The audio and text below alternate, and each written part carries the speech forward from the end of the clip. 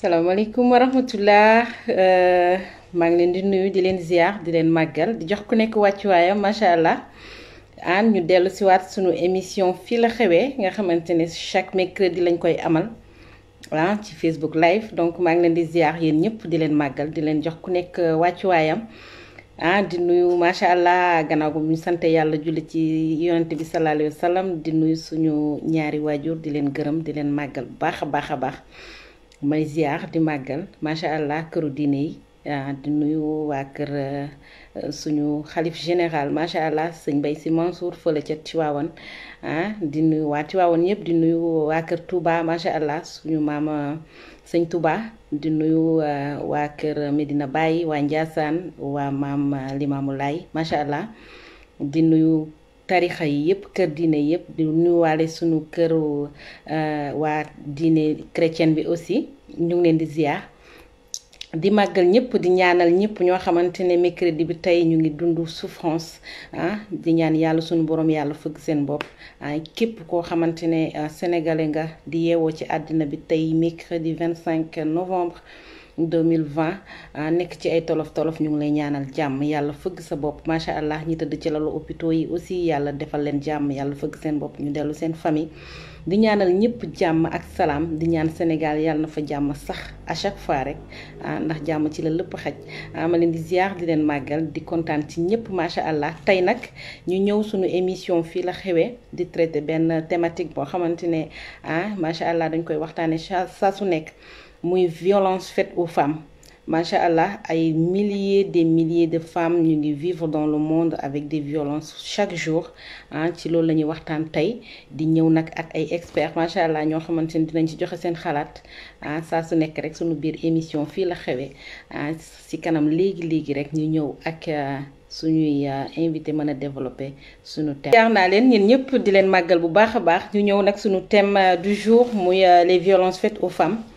ku wax jigéen macha allah wax àddina waaye am na ay jigéen yoo xamante ne ñu ngi dund ay situation yoo xamante ne jéggi na dayoo te lépp rek basé wu sur manque de communication lu ci gën a bari am na aussi loo xamante ne leneen la bokkul ak communication mais lu ci gën a bari manque de communication muy indi ñàkk déggoo ba ay loxo di yëkkatiku ci kanamu jigéen loo xamante ne vraiment rafetlu wuñu ko ndax jigéen macha allah lu dul nax ak teral ak màggal wax dëgg yàlla leneen xaju ca lu dul ci ay violence ànduñu benn yoon ci ñuy yëkkati loxo ci kaw jigéen ndax jigéen mooy yar jigéen mooy kër jigéen mooy àddina te ki nga xamante ne moom mooy magasin wu yàlla comme niñ koy waxee am na leneen loo xamante ne yaakaar nañ ko ci moom lu dul di ay naqaral te violence yi bari na macha allah sur différentes formes am na violence verbale yoo xamante ne mu ngi rey jigéen ñi lu ci gën a bari jigéen yaa ngi souffrir seen biiru néegu sëy kaddu ñu bari dañoo foog ne violence dóor rek la te violence kaddu mooy parole verbale moo gën a jéggi dayoo ngay dund ak jigéen macha allah ci biir kër muy sa soxna saa yoo xëyee di ko yekk loo xamante ne weñ bu ci dal dee rafetul ci ñaar ñuy dencante am na lu bari loo xamante ne macha allah après xale yi dañ koy màggaale te xale day jenc lu bari xale da koy gis pàppam di ko teg yaayam noonu lay màggee day des ci bopp bi donc am na yu bari yoo xamante ne mu ngi am ci néegu sëy yi rafetul ndax jigéen am na loo xamante ne vraiment jekkul sax ñu ko koy def waxatuma la ak ñu koy dóor bay teg ay marque ci yaramam bi rafetul ndax ki nga xamante ne saa yoo nekkee ci ay problème ci moom nga ñëw wékku macha allah gannaaw yàlla suñu borom mi ñu sàkk kooku complice la war a doon ci yow te bu nu waxee sëy complémentarité la sëy ñaar ñu nga xamante ne la ku nekk am na loo manqué sa moroom di ko complété ci yow loolu mooy sëy ñu bari dañoo yóbbu sëy foo xamante ne yeggu fa dëgg yàlla dañ ko diisal ba nga xamante ne am na ñu bari bu ñu déggee sëy sax dañuy tiit alors que sëy dafa oyof macha allah ci buñ ko oyofalee mu oyof. ñaar ñi nga xamante ne nag ñoom danoo war a complémentarité moo war a am seen biir mooy kii dafa matul kële di ko mattali yow di nga xam sa moroom xamul nga mattali ko di nga am sa moroom amul nga mattali ko di nga mën sa moroom mënul nga mattali ko lépp rek ci biiru néegu sëy am na leneen loo xamante ne war na ca lu dul di ay dóor. jigéen kenn waru ko dóor, jigéen kenn waru ko saaga, jigéen kenn warul ko harceler te lépp ngi xew ci biir néegu sëy yi. am na ci téeméeri jigéen téeméer yoo xamante ne tey bu nu waxoon àddina tukki te pourtant ñu ngi toog di muñ parce que muñ lañ ñu dénk. à chaque fois bu nuy moo jigéen muy sëyi baat yi njëkk a yëkkati ko mooy na nga muñ parce que sëy neexul dëgg la macha allah. lu nga xamante ne la day gudd day law kenn mënu ko déterminer lu dul yàlla sunu borom kon kooku muñ rek lañ ko mën a dénk mais muñ dafa am limite. nit ki tamit mënuñ ko wax muñal ci loo xamante ne da koy rey mënul nekk. sëy bakkan la day dund bu jeexee rek ñu xam ne jeex na. ngal la parents yi aussi dañuy déglu seeni doom des fois. am na ay xale yu jigéen ñoo xamante ni ñu ngi dund loolu ak loolu seen biiru néegu sëy à chaque fois dañ koy waxtaan ak seeni wayjur ñu leen di puus naan leen muñ leen ba catastrophe di ci am te warul nekk. képp koo xamante ne jigéen nga yaa ngi dund souffrance sa biir néegu sëy boo ko waxee say parents amoo ci issue. am na ci ay këru yoo xamante ne def nañ ko pour écoute.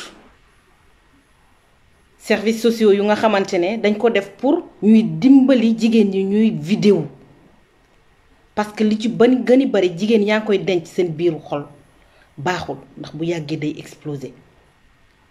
donc ñuy ñaax parents yi bépp doom boo xamante ne mu ngi ci biir néegu sëyam di dund naqar bu leen waxee jéem leen waxtaan ak borom këram ñu delloo ci xel yi ndax lu ëpp nag tuuru. jigéen mënul dëkk ñu koy dóor suba ak ngoon ba pare ñu wax ni loolu sëy la loolu du sëy. sëy àndut ak dóor sëy bànneex rek la macha allah.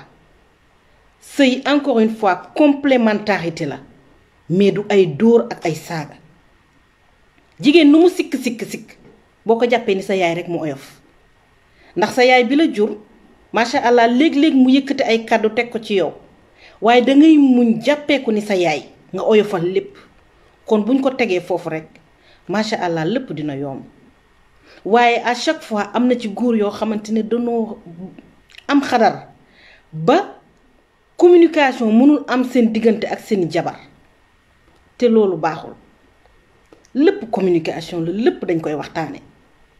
bu la sa jabar defee lu la naqari woo ko nga yedd ko boo ko mënta yedd woowal ay kilifaam ñu yedd ko defe naa ne loolu yoon boobu moo gën a baax. su fekkee nag dem ngeen ba amuleen solution wax dëgg yàlla sëy bakkan la.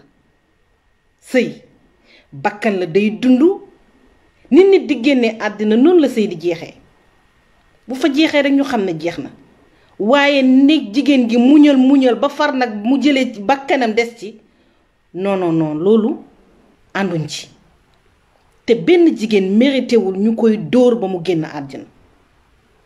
donc ñu ngi ñaaxaat suñuy mbokk góor ñi nga xamante ne ñooy suñuy partenaire ñun ak ñoom yàlla bind ñu nar a ànd àddina ba keroog àllaaxira nanu gën a oyofal yëf yi di muñal jigéen ñi. jigéen yaa ngi muñ macha allah jigéen yaa ngi muñ am na ci ñoo xamante ne li ñuy muñ seen foyer bu doon ñeneen duñ ko muñ mais ku lay muñal ba dara dul dara. bu la yàlla ibbilee xéewal nga xam ne am nga tollu nga fi ci yenn tolluwaay yi nga delloo si waat sa xel xam ne dangeen am fu ngeen jaar. dee leen nabbee seeni jabar dee leen teral seeni jabar waaye nag dee leen muñal seeni jabar ndax jabar dafa neex am jabar macha allah koo xamante ne lépp lu la naqari macha allah boo ko xoolee rek mu wàññeeku kooku danga ko war a muñal. ni jabar di muñalee jëkkër noonu la jëkkër war a muñalee jabar.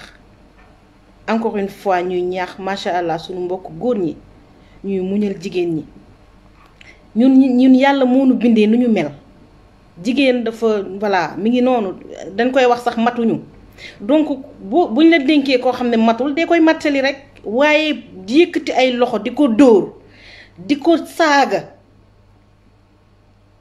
violence verbale moo gën a grave sax dóor parce que dóor mën nga dóor nit ki voilà mais verbal day des à chaque fois day des ci boppu jigéen bi te loolu baaxul donc ngalla nañuy oyofal yëf yi te lépp rek nañ ko basé ci communication nañuy waxtaan ñaar ñi ànd dañu war di waxtaan ndax rek bu waxtaan amul réeroo mooy am te su ngeen réeroowee rek macha allah lu ci gën a bari day xaj seen diggante te ñu nga xamante ne yàlla daf leen dénk ñu bokk kër macha allah nañuy waxtaan nañuy faral di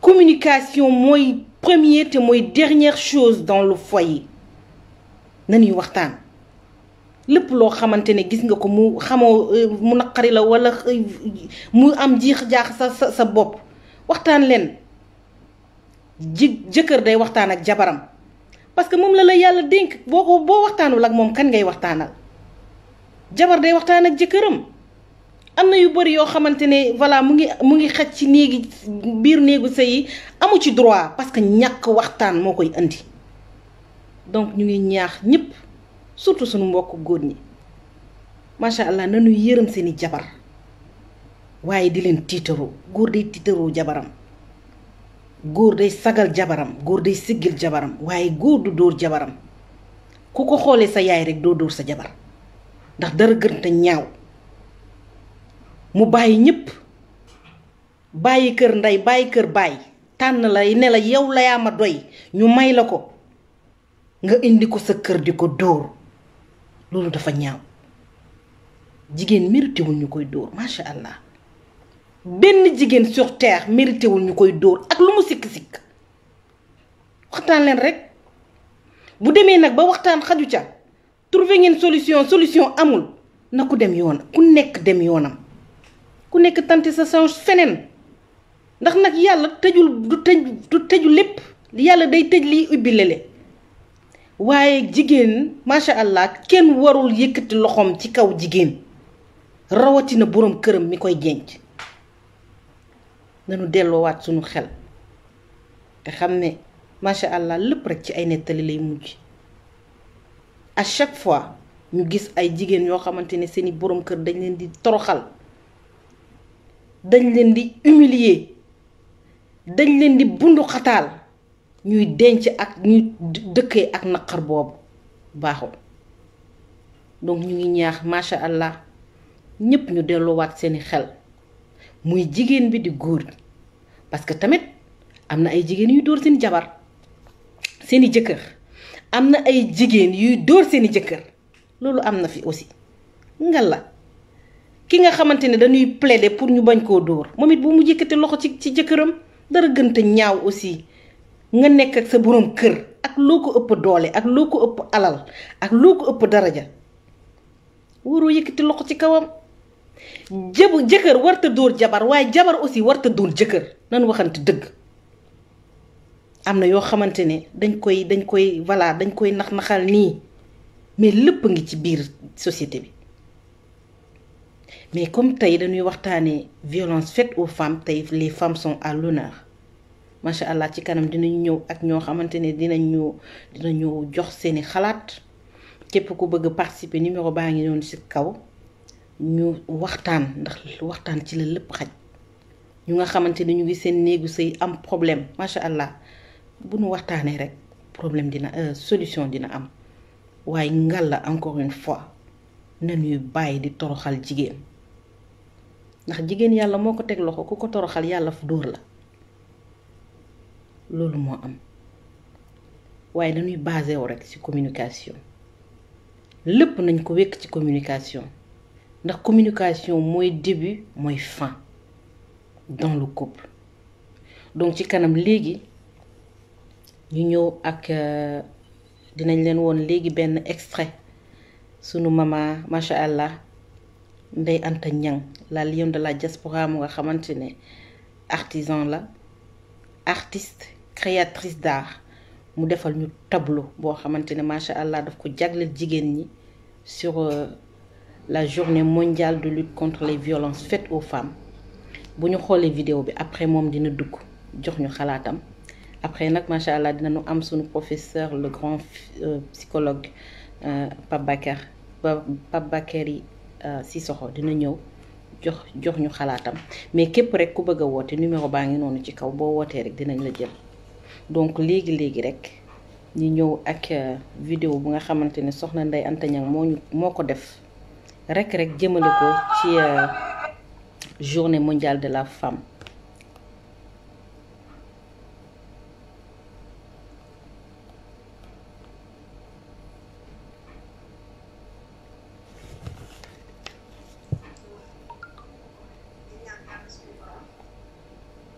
Donc ñu déglu vidéo bi donc vidéo baa ngi nii. ma ko waxee rek di ñaan yàlla suñu borom lii am ci lu mu faj waaw am ci lu mu faj comme suñu bis la ñu ciy jooy suñu métti ñi ñaan yàlla góor ñi nga xam ne loolu moo nekk ci ñoom yàlla sama borom teggil leen loolu xadar woowu ba ñu wàññi nag seeni violence ci kaw jigéen ñi ndax jigéen am na leneen lu mu mérité lu dul lii deret di ko sang guddi ak bëccëg suba ngoon ay doomam wër ko loolu rafetul jekkul jaaduwut nañ delloo si xel yi te xool njaboot gi bàyyi leen xel xool ne xam ne àdduna lépp ay passé ndax sëy yàggul jigéen sëy lépp rek mi ngi yem ci su matee 20 ans sax bari na waaw sëy yàggul loolu muñal ki sa soxna yomb na muñal ki sa jëkkër itam yomb na ko ci xam ne itam yaa sa faanoon ndax des fois danga ko faral di wax ñu ne waa ñoom daal violence bi rek lañu xool waa ñi nga xam ne ñooy def li waral violence bi ko ci xam ne itam am na noo mel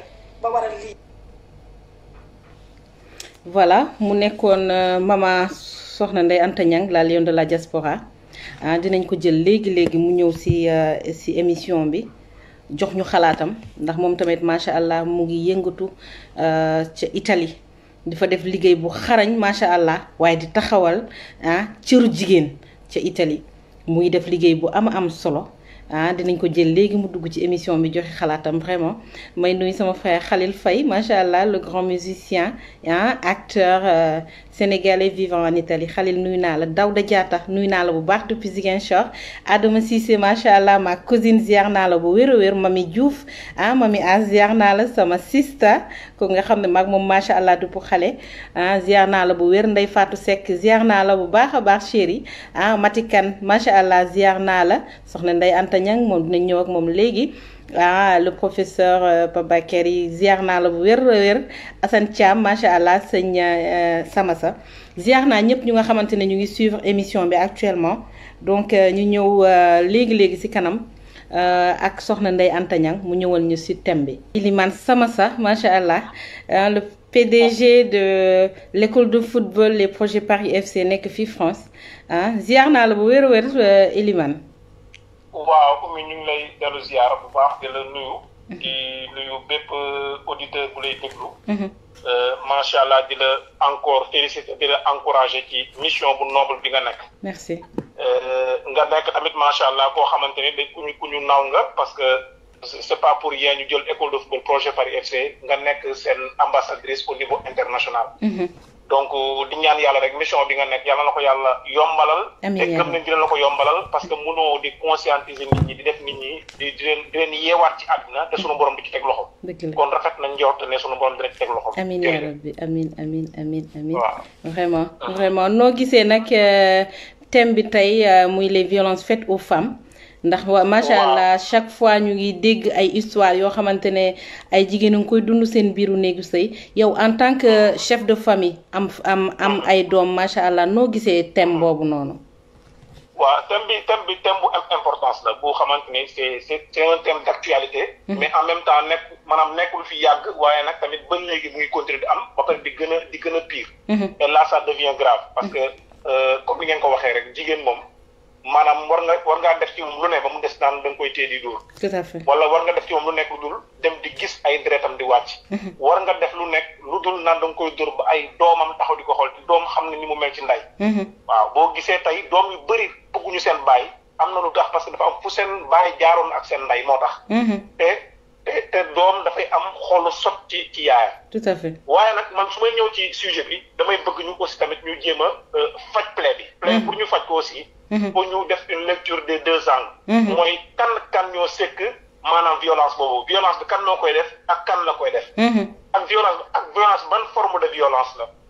donc pour wax loolu dañ naan góor la ak ku jigéen. ku góor ki moom lañ naan d'habitude moom mooy nit ku fort ki physiquement moom moo mën a dóoree moom mooy ëpp doole ku jigéen ñu ni moom mooy partie faible bi. donc kooku mooy ki nga xamante ne d'habitude moom la ñuy mën a dóor mais moom tamit am na armam mooy maanaam waxam mooy armam mooy violence verbale bi gars yi di wax. yenn saa jigéen li mu mën ci wax la ba nga yëg sa bopp nga kontaan. noonu la mënee wax ba blessé boo xamante ni tey góor mën na tëb def loo xamante ni waru ko def. dëgg la waaye bu ñu fàttalikoo ne ñun dafa am fu dañu am ay yar bu ñu yar mooy ñun ñun jullit ñi bokk. Muhammad sallallahu alayhi wa sallam mooy sunu référence. tout à fait moom daf ñoo jàngal nañu. boo amee soxna mu defal la naqari ba mënoo ko muñ. boo génnee na nga jël li mu gën a bëgg indaale ko jox ko kado. maanaam mu tooñ la ba pare nga indil ko kado jox ko ba pare nag bu guddi jotee nga war a tëdd sax ci kaw lal bi nga tëdd ci suuf. boobaa moom dina rus muy la kat ñu jaay yéegal ci kaw nga tëdd nga ne ko noonu ko bàyyi ma tëdd fi mu wax ba sonn nga ne ko bàyyi ma tëdd après mu la loolu la nga ne ko man kat li ma def tey suba moom moo ma métti. parce que ci biir nit ñi nii nga ma def loolu de moom métti moo tax tey mën a xaaral ma tëdd fi nanga na. boobaa dina rus muy la kat yéegal ci kaw nga yéeg ci kaw nga noppi ngeen continuer après ngeen am seen jàmm. mu jeexawaat benn exemple ci dóor. mu ni boo demee ba sa jabar def lu jar dóor mu def la lu loolu metti lu jar dóor. da nga jël xaw ma ñetti bant bu fekkee am na koo mën a corriger après ku gën a xuus ci diina ji mu wax ma ko. ñetti bantu bale maanaam mel ni ku xooyte ci kaw yaramam mel ni ku xooy tàppee quoi. maanaam pour que psychologiquement mu xam ne kon tey def naa sama jëkkër lu jar dóor. maanaam bu demee ba di ma teg bant yi rek mooy kon tey man damaa def lu jar dóor mais mënumaa dóor parce que warumaa dóor moo tax dóorum. donc tamit c'est important ñuy demaat ci maanaam ci yar yooyu ñuy yar. parce que loolu bu ñu ko defee communication bi dina jàll. mais nag que le canal soit fluide. canal bi pour mu fluide tamit mooy jamono yi ku góor ki def loolu tamit na am benn jigéen bu am bu compréhensif. di bañ a jël ay posture yu jigéen ay def maa tàppet ak ay non ay ñemew ma su ma ko defee ni ma defee parce que tamit dugub góor dafa garaaw. góor dafa am ego. à chaque fois nga jox ko maanaam moom mu sentir ne moom mooy góor moom mooy chef mooy nangam. man ak samay morom yëpp noonu lañ mel. tout à fait fay ko sentir ci jigéen rek boo seetloo day dem sunu loxo yi sunu lépp bu ñu bëggoon dóor sax duñu dóor dañuy saxaw rus. donc jigéen tamit non je t'assure dañuy rus. jigéen na nga ko gisee mu jàpp jëkkëram. muy def naka su dul noonu wallaay la azim xoolal mu mel ni ko jàppul ñëw toog añ du tekki di nga dem ba da ngay rus ba naan ko sax waa lu xew. te yeesaa nga gis gars yi def ko théâtre ce qui veut dire que ne kon man pour man. ki ëpp solo ci problème bi kenn la pour man ko jigéen ki la. am na lu bëri loo xamante ne bu ko joué dama ne la kër gi moo koy moom par force. ni mu koy moomee du ko moom ci imposé du ko moom ci dara mais ci soumission la koy moomee. mais et quand on parle de soumission parfois les jigéen dañu ay non dëkk ci jamono yi soumission nanga alors que ci soumission. ci ngay au contraire moomee kër gi yow. mais ci boo xëccoowee koy waa ji xëccoo après moo indi waa ji mer dóor te dóor bi tegu ko fenn parce que dóor moom quel que soit alpha amul lu jigéen ki def amul lu muy mënti wax. amul lu muy mënti def ba nga tëb di dóor. man pour man dóor moom c'est pas une excuse mais nag comme on dit y a pas de fumée sans feu. tout à fait mbir bu amee aussi tamit bu ñu jël rek def ko 100% non dafa bon. nañu xool tamit lan lañ ko def après bu ñu waxee waa ji ne ko waroo dóor ba pare ñu dem ne yow tamit. liñ la ba nga jógee sa kër waxuñu la woon loolu de. ba nga jógoon sa kër sa yaay nee na la ka nga fay fekk sa sang la. ka nga fay fekk sa kilifa la ka nga fay fekk jël na sama place jël na sa place su baay. moom mooy ki nga xamante ni moom moo la war a sang moo la war a woddu moo la war a lépp ci bu ko amee dafa war a def yow. donc raison pour laquelle yow boo demee amal position yu mel te di ko suturaal bu baax a baax. parce que li ma la wax léegi ummi dafa am solo. gis nga violence verbale. dafa garaaw trop te am na ñoo xam ne amuñu retenu amuñu ko. mooy buñ leen waxee dara rek comme que sentir nañu kuñ jàkkal ñu ëpp dool rek li ñuy njëkk a def mooy jéem a dóor. te ci loo xamante ne teguñu ko fenn kon donc il faut anticiper les choses. anticiper les choses mooy nañu yaraat société bi. ñu yaraat ñu góor ñi ca kër ya. yar jigéen ñi ca kër ya bu ñu àndee. indi yar googu bu ñu ko boolelee macha allah après léppay dox. tout à fait. waaw autre chose. boo seetloo mag ñi démb li ñu daan def dañ daan jël jigéen jël bàjjanam jox ko mu dem ci bàjjanam yar ko ñu jël ko góor jox ko mu nijaayam yar. parce que dañuy xam ne ñooñu duñu maanaam duñu ñu ko jur mais dinañ ko bëggee yar bi dina yomb parce que duñ ko neexal ci yenn affaire. bàjjen jamono ji muy yar doomam mu ngi ci biir kër gi. boo xamante ne bu góor la boo xamante ne moom la ñuy dencal ko jigéen ko. léegi ñu yarandoo ci benn kër dañuy dem ba dañuy nekk frère ak sœur. buñ ko koy bëgg a may sax boo xetee ku góor gi day bëgg a bañ parce que moom bu gisati du ko xoolee kee. jigéen bu mu war cousine am bu mu war a takk mais day xool ne moom kii. rakkam sœuram la. très bien rakkam. benn bu ko jëlee soxna benn moom la de sœur la koy jàppee. même bu ko jàppeewul sœur yi dof naan da koy jéem a doon bu ko doonee yaayam bàjjenu xale bu jigéen. mooy taxaw moom tamit xale bi dootu ko xooleeti sama jarbaat moom xoolatu ko bu jarbaat moom doom la ko jàpp parce que moo ko yar moo ko jàngal togg moo ko jàngal lépp ci biir kër gi. ku ko laal day taxaw boobaa dootul nekkati affaire de ay wujj ay sama nu ko sax sama ngorobeeg ay nangam yooyu nga xamante dafa am société bi léegi. te ndeysaan ñuy jàll bàyyi suñuy valeur suñuy aar di ko jël di ko sànni. ñoom au contraire dañ doon teel a anticiper les choses ba kër yi am climat boo xamante ne macha allah climat bu paisible lay nekk. waaw donc luñ ci mën a wax pare na mais li ko tënk mooy li nga wax sànq la communication. tout à fait il faut toujours communiquer. saa waay qu'on n'arrête pas de communiquer. nañu communiquer di communiquer li part la ma sama papa waxoon rek wax ba kër noppi ba kër gi xar. wax ba sa gémmiñ xar moo ko gën. parce que bis bu kër gi xaree rek maanaam dina am ay séquelles yu bari yu mu def. xale bi nga xamante ne papam ak yaayam loolu gis ci biir kër gi. loolu leen gisati. dañ koy partagé kii dem di seeti papa te seeti yaayam fële. yenn saa ñee wax lu papa lu bon nga dem ci papa wax yaay lu bon donc loolu dafay def ay séquelles yoo xamante ni suñuy doom mérité wuñu lool. parce que ils n'ont pas demandé en aide. donc nañu rafetal suñuy diggante ngir suñuy doom di xool ay jëf yu rafet ci ñun. donc liñ ci mën a wax bëri na mais dama koy tënk foofu te di la santaat encore une fois. di la gërëm ci vraiment ci maanaam combat sans faille bi nga nekk pour la mission très noble de conscientiser les gens. Donc, machallah, yalla ñu yalla defal sutura. Amin ya rabbi, merci beaucoup mon frère. Vieux Samassa, vraiment. ma koy ziar bu wér a wér le PDG de l'école de football des projets Paris FC macha allah ma koy nuyu di ziaraale toute l'équipe de l'école de football des projets Paris FC maa ngi leen di ziar bu wér a wér Saliou Diallo ziar naa la macha allah membre de l'école maman Sané sama sister Antou Thiam ziar naa leen bu wér a wér vraiment.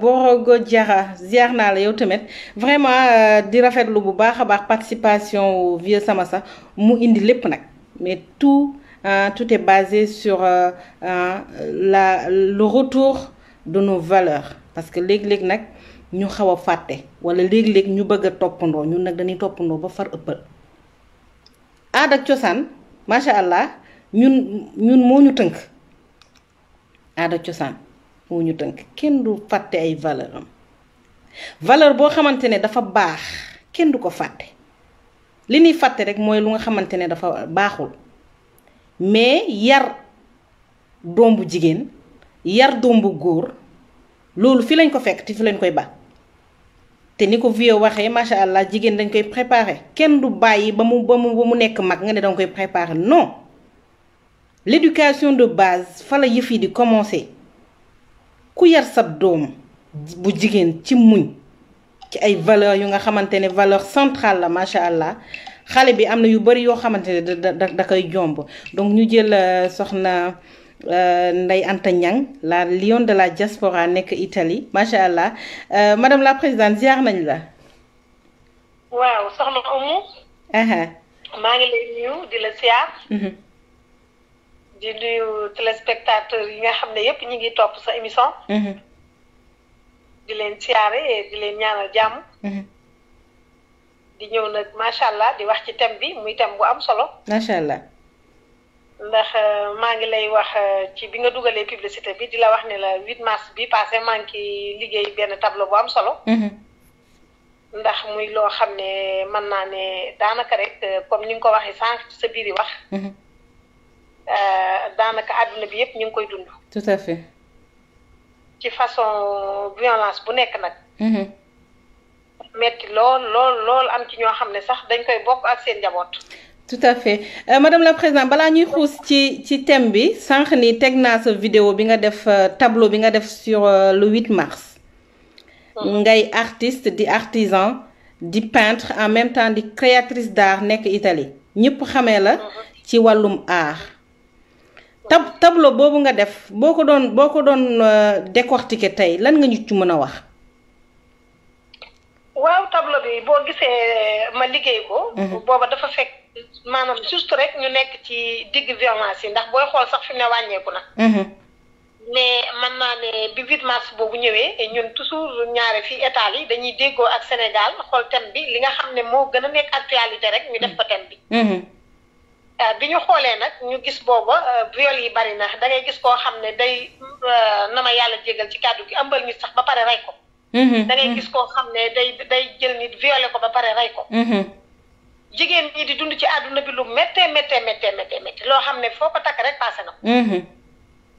ci laa toog nag ba mu yàgg ma waxtaan ak sama benn rak ne ko man de comme damay def 8 mars bu nekk ma am lu ma créé. mu ne ma ko ren sama création ci violation yi lay jëm incha allah. léegi nag au lieu kon may def fête aux femmes. damay def aux femmes ndax dama xam ne mu ne ma ne ko doom ku violé yaay violé nga doom ja. ndax yaay mënta ñàkk jàmm doom ji di am jàmm. kon nag mu ne ma ne ko man ren sama création foofu laa koy jëmee samay émission yi foofu laa koy jëmee. juste nag waa Sénégal it ñu ci bari ne ma ñun tamit incha allahu rabbi suñuy thème foofu leen koy jëmee ba wax dëgg yàlla ñu def ci ay thèmes yu am solo. macha allah ñu ciy sant yàlla nag parce que am na lu mu ci wàññi. am na lu mu ci faj nag. yàlla ndax te jamono yooyu na mu demee woon. ba léegi mi ngi am ndax booba fii ci Espagne rek am na suñu mbokk boo xam ne jëkkër gi foofu la ko rayee ay yu bari daal yoo xam ne rek. metti lool jamono yooyu daal. bilaay. ñu ci nag wax dëgg yàlla concentré wu ñun ñëpp rek di ci waxtaan ku ci dem ci télé yi di ci waxtaan ku ci dem ci rajo yi di ci waxtaan di ci def thème di ci liggéey daal liggéey bu am solo. te it gis nañ ci nag résultat. ñi ñaan nag rek muy gën a wàññeeku nag rek ndax nag wax dëgg yàlla jigéen cëram du loolu. jigéen cëram du torture. jigéen cëram dëgg yàlla ci société bi war naa mën a nekk leneen lu dul dëkke naxar rek wax dëgg yàlla. macha allah nga wax lu am solo nag ñu jëmale ko ci différentes facettes yu violence faite aux femmes wax nga ci viol wax nga fi dóor mais mu am lu am importance boo xamante ne mu ngi am ci néegu sëy yi mooy violence verbale tiim sab soxna di ko wax yenn kàddu yi te loolu moo gën a doy waar. te ci macha allah. waaw loolu moo indi lépp loolu moo indi maanaam ray yi moo indi jëf yu ñaaw yi parce que wax ju ñaaw baaxul. wax ju ñaaw musiba la ndax moo mën a indi lu nekk. te nit ki man damay faral di wax ci samay émission ne leen. soo gisee sëy xaw a doy waar ñaar bu ñuy sëy bu ñuy xasante. booy sëy ak nit bul ko xas bu mu la xas. tout à fait.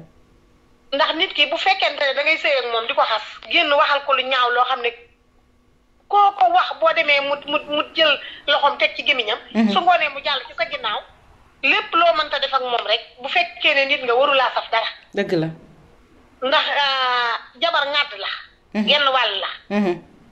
ci yow la bokk li xale yi naan diw ci man la bokk jabar ci jëkkër la bokk jëkkër ci jabar la bokk. dëgg la. kon waruñuy xasante. tout à fait. jigéen ñi dama leen di faral di jox conseil ci samay émission man di leen wax ne leen. bu ngeen jotee teeg seen i jëkkër bu leen ko wax sax seen doom. waxuma laaj yaay waxuma laaj rak. man mi wax ak yow Oumy maa ngi ci xanaa ay 2300 wala 2200 de mariage yoo xam ne nii amul benn doomu aadama bu leen ne ndeyante mas na maa boole. macha allah. jëkkëram te loolu mooy waru garu sëy. dëgg la soo bëggee sa sëy kat dangay nëbb say sekkare sëy bu fekkente ne seq nga ko ku baax gor la dana xam ne kii kat weeru ma kon man it duma ko weer. macha allah. ndax coowi sëy mënul ñàkk mais su xasee jeeg ba am nga xam ne lii moom am na te dab na leen ndax ay bëñ ak làmmiñ sax buñ dëkkee jotee. dëgg la yemale leen ko ci seen biir bu dee ci suba gi la bu ngoonee na jeex bu dee ci ngoon gi la bu ngeen xëyee na jeex. bala ci kenn di amu yoon. sëy dañ koy jàng. dëgg la man néew ma damay jàngale sëy mais li ma ci xam dinaa koy wax pour képp ku ci bëgg a defaru ci. dëgg la. ndax lii indi violence yépp tamit comme lii ma la wax la rek. joteeg sa jëkkër daa dem ca marché ba saam ko fa joteeg sa jëkkër sa jabar dem ca marché ba saam ko fa loolu du yoon. bilaay. du yoon nit mënoo am ak moom njaboot. sëy ak moom lu toll ni 20 at yàlla foo taxawee ko fa. loolu du yoon. nit day am secret. nit day sagal boppam sagal jëkkëram sa jëkkër it sagal la. loolu mooy tax benn histoire du am benn problème du am. dëgg la ndax loo xam ne mënta ñàkk ci àdduna sëy mënul ñàkk ndax yàlla moo ko wàcce ci nu muy jaamu yàlla. nan ko rafetal ndax rafetal gi mooy tax ñu mën a dund normal. te doomu aadama bi lu koy tax a dund normal war na koo mën di def di ko wax. loolu mooy dëgg. dëgg la dëgg la macha allah nga ñëw nag ci secret sëy dañ koy jàng dëgg la dañ koy jàngal ndax koo jàngalul sëy bu demee sëy du xam fu muy teg tànkam finalement day dispersé wu. te lépp rek mu ngi basé wu encore une fois ci éducation de base xale dañ koy lépp loo xamante ne day ñëw ci bi mu nekkee mag ci bi mu nekkee xale lañ ko koy waajal. donc doom bu jigéen dañ koy waajal. dañoo laa wax ne xale bu jigéen jàngaaniwul yaayam mooy roy kaayam ca lay xool noo sëyee noonu la sa yaay di sëyee noo xam noonu la sa doom di sëyee. tout à fait. jigéen ji nu mu sëyee rek. noonu laay doom di sëyee ci ëllëg bu fekkee ne suba bu xëyee gis ngay xuloog baayam ngeen di werante yaag baayam bu dee su baayam ne tëll nga ne ko xoolal sa baay. sa papa ni mu boni sa papa ni mu yéese sa papa ni mu nangam moom tamit ëllëgati si biir fu mu dem su jëkkëram defee benn koset rek moom xelam day dem ci la ko yaayam daan wax ci diggam ak papaam moom it loolu lay wax jëkkëram. loolu mooy continuer rek ndax ni nga ko yare la yare njabootam noonu la yare njabootam famille boobu yëpp ci loolu la ñuy continuer di ci def moo tax li may wax toujours nee naa jigéen ñi day góorgóorlu ndax boo yàqee sa benn doom bu jigéen yàq nga njabootam gépp ba cay sëtam loolu nañ ko xam nañ ko bàyyi xel macha allah soo defaree sa benn doom bu jigéen defar nga njabootam gépp ba ci sëtam loolu nañ ko xam nañ ko bàyyi xel doom bu góor bi aussi noonu doom bu góor bi tamit bu nekkee papaam di torturé yaayam di ko toroxal mu jiiteeg bëtam yaakaar na ne jabar ju mu am noonu la ko war a mën a def société bi kenn ñoo yàqal seen bopp seen njaboot lépp lu ñuy dund ñoom base bi ñoom la parce que ñoo ko dund ak seen njaboot dëgg la seen njaboot di ko doxal continuer bu ko defee loolu du fi jug mukk ci këru at faaw ñu yar suñu njaboot yaruwul yar suñu njaboot maanaam violence ñi di soow du fi jug de dëgg la dëgg la macha allah madame la présidente nga ñëw nag ci lépp rek muy jigéen mooy société ndax jigéen bu defaree benn doomam bu jigéen defar na société ndax société bi day law waaye papa ji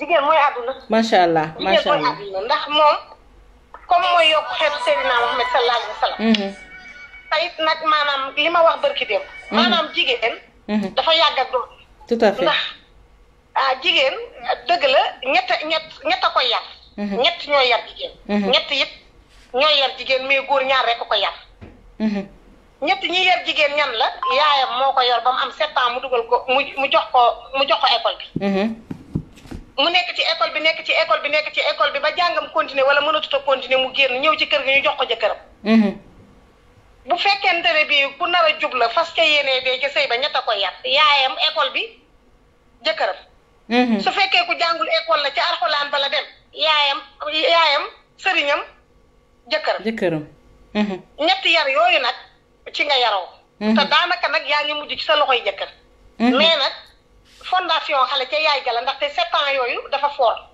lu bare ci 7 ans yooyu nga xam ne moom nga am ci sa yaay dem école léegi sa yaay bokkaat la nag ak ki lay jàngal sa yaay nag lu bare ndax ci kanamam ci nga mate jigéen ci nga amee 18 ans nekk ma sœur ci ngay xamee lépp loo xam ne si ne nii lu jigéen war a xam la lu jigéen war a gis la lu jigéen war a dund la ci la sa yaay war a jàggale sëy ndax ci ngay xoole sa yaay ni muy sëy ak sa baay mu leer la ne yow fi nekk nii nag léegi màgg nga yaa ngi xool nag sa yaay ba xam naka lay def sa yaay nag foofu moomatul boppam dafa war a def loo xam ne ay doomam moom la ñuy roy ay doomam moom la ñuy xool ndax fu ñu jëm ëllëg man faa wonee éducation boo xam ne ku ko xool danañ xam ne kii kat yaayam yar na ko dëgg la foofu noonu nag bu xale bi màggee ba am 15 ans am 18 ans nga tàmbali di xeex ak papaam di xuloog moom di xuloog waa kër gi di xeex moom loolu lay teg bëtam te loolu lay yaakaar ne moo war a mën a nekk fu mu jëm ëllëg loolu la du am jàmm ñëpp ñu am jàmm loolu lu mat a xam dëgg la macha allah madame la présidente kontaan nañu bu baax ci sa participation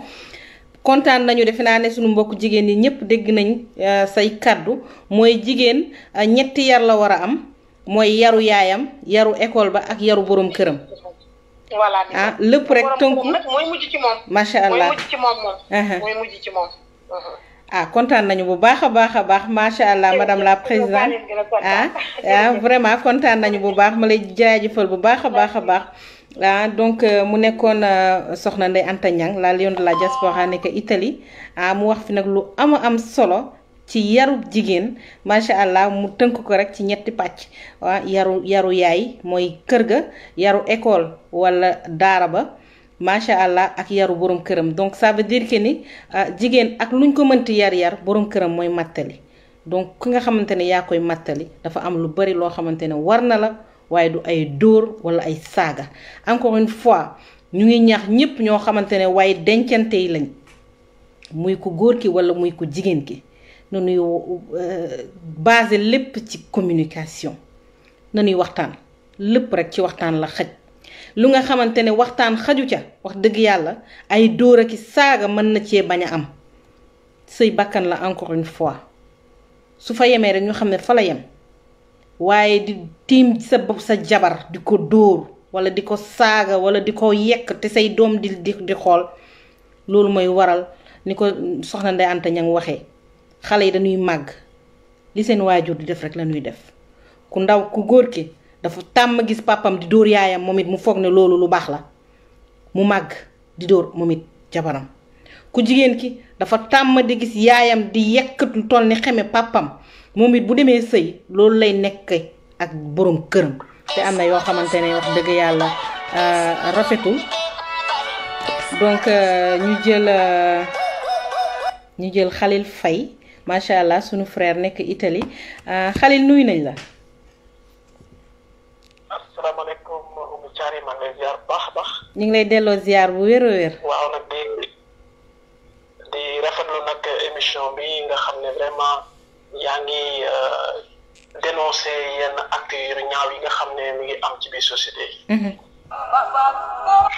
waaw maa ngi doon déglu léegi Ndeye Anta Niang li mu wax ci yar tamit am na solo lool. ndax nit moom yaakaar naa à bas âge boo ko préparé yaakaar naa yu bëri du mën a jànkonteel moom. dëgg la bés bu màggee waaye nag am na loo xam ne aussi ñu ngi koy vivre te nit ñi duñ ci rendre compte. ndax xale dina juddu am traumatisme bi nga xam ne ko dund. te xamuñu ko mu nekk métti boo xam mi ngi koy dund.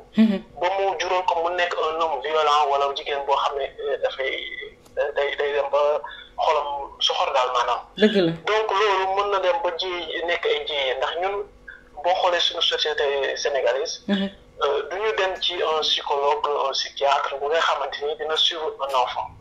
xale bu toogee du wax. ça veut dire am na lu mu denc. dëgg la xale bu jékki-jékki nekk à bas âge nii di violent di def loo xam ne vraiment ça veut dire que y a quelque chose bi nga xamante ni nekkul àndul ak sagoom. dëgg la donc duñ ko teel a jël yóbbu ko ci ay nit ñi nga xam ne ñoom ñoo xarañ ci loolu. ñu mën ko suivre. léegi nag dañ koy bàyyi ba mu dem ba nekk mag par exemple nekk un homme wala jigéen boo xam ne lépp lu muy def rek da koy sës ci famem. maanaam bu fekkee jabaram la. bu génnee ci mbedd bi tamit am lu ko fa metti ci biir këram lay ñëw fajee ko foofu. mais ca nam koy fajee mën na nekk ay jéyee. parce que des fois am na violence verbale. loolu peut-être que bon ménage yu bëri sax des fois mu am. mais bi nga xam ne c'est physique nga xam ne nit ki peut-être que meram mu ngi ko jëlee ca mbedd ba ñëw fekk la nga toog mu dóor la des la gaañ la parce que am nañu ko ñuy dund loolu am ci bi des femmes yi nga xam ne loolu la ñuy dund seen kër. te di defuñu waxuñu bon. mais nag aussi loolu manque de parce que nit tamit aussi boo yoree ay doom moo tax doom dañ koy seetlu. seetlu comportement am di seetlu ay mbiram di laaj nag ay nit ñi nga xam ne wala nga dem ci hôpital nga ne man sama doom kat dafa mel nii.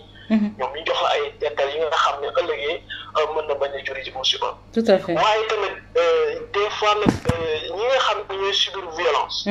vraiment war nañu mën a aussi.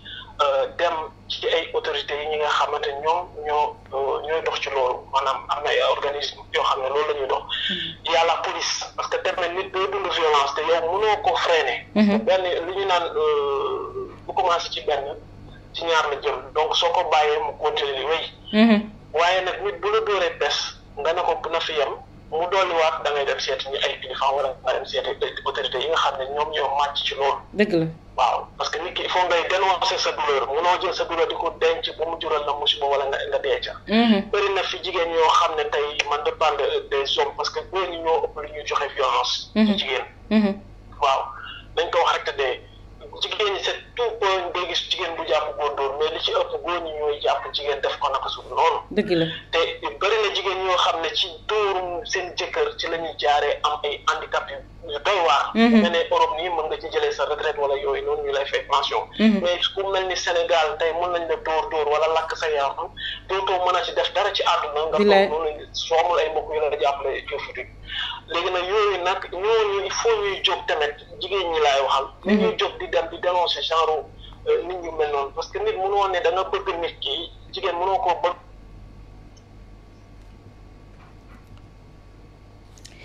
oui waaw ñu ngi lay dégg bu baax. waaw réseau bi moo xam. nit mënoo ko bëgg ba pare di ko souffrir loo. tout à fait mbëggeel parce que loolu la ñuy wax amour malade. parce que nit ki mënoo bëgg nit ki nga ne da nga koy mandargal wala di ko sikkal wala di ko def loo xamante vraiment yow boo ne da nga ko bëgg mooy waratoo ko def lu koy naqari. dëgg la waaw alors que ñun suñu société dañuy naan dañuy bëgg nit ki bëgg la ma jàpp ak moom wala ma koy fiire fekk loolu c'est pas de l'amour. déedéet lu feebar la. loolu genre possessif lay doon rek te yow xamul sax lan moo yooyu tamit am na tamit ci biir société. tout à fait tout à fait. man nag bu ma jël sa temps bi yëpp ndax xam naa ne fii moom bu fi toogoon. di ko débat day jël temps. te am na ñeneen mais il faut que tamit jigéen ñi ñu jël seen matuwaay dem di boole genre nit ñu mel nii. waaw.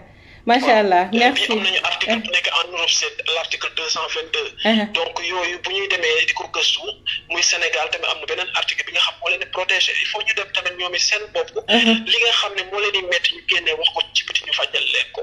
oui là bu mënutul dem ñu bàyyi say ba ku nekk dem sa yoon wala tamit bu fekkee relation bi mënatul dem ku nekk jël sa yoon ngeen dem dàqali ko ci jàmm. dëgg la waaw macha allah maa ngi lay jaajëfal bu baax a baax. kontaan naa bu baax merci beaucoup. waaw mais maa ngi kontaan baax ci émission bi. merci maa ngi doon déglu tamit Ndeye Anta. elle a donné des waaw wax na wax ju rafet macha allah. bilaay ndeysaan merci Khalil wax nga lépp merci beaucoup ñu koy remercier Khalil Faye macha allah musicien artiste acteur aussi de cinéma nekk fële ci Italie ñu koy ziar bu wér a wér mu dellu si rek si dénoncer wax dëgg yàlla femmes yi nga xamante ni ñu ngi dund métit seen biir néegu sëy te amul fenn fu ñu ko waxee na ñuy dénoncer parce que nga dëkk ci ñu lay dóor ba far lakk la ba sa say bakkan di ci loru loolu du sëy moom du ay dóor ak ki saaga ki yooyu non loolu moom wax dëgg yàlla nañ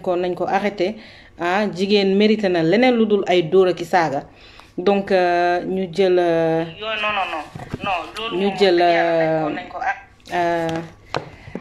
léegi ñu jël le professeur Babakary Cissokho le grand philosophe moom mu ñëwal ñu aussi sikk ziar naa la mon frère.